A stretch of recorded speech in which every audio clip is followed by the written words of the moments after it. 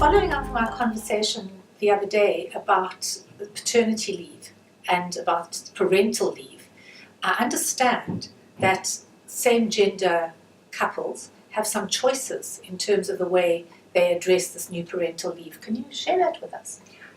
I think it's going to be quite interesting from a home point of view that a couple would need to decide well in advance which of them is going to be able to apply for the maternity leave and which for the paternity leave, because you can't both have the same.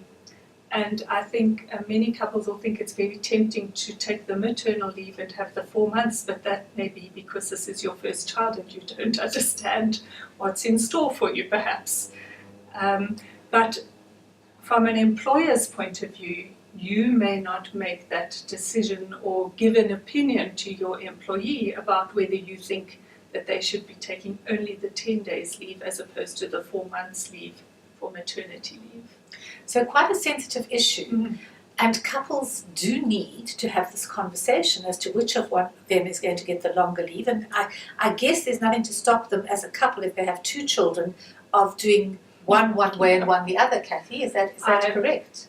I don't think that's in law anywhere, and I guess there is no reason why you shouldn't organise it that way. It would seem very fair if you have that luxury.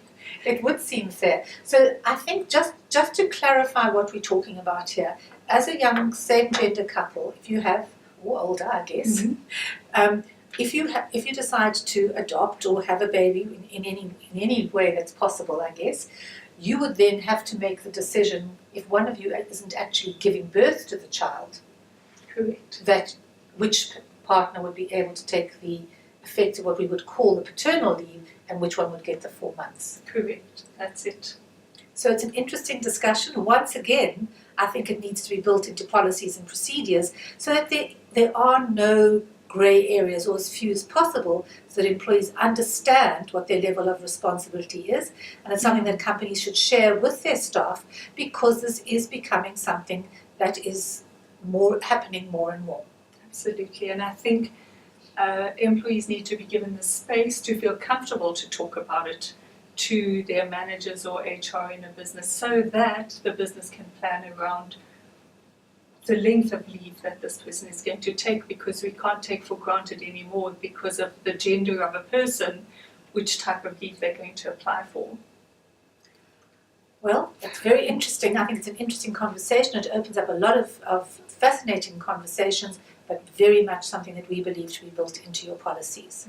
Absolutely. Thank you, Kathy.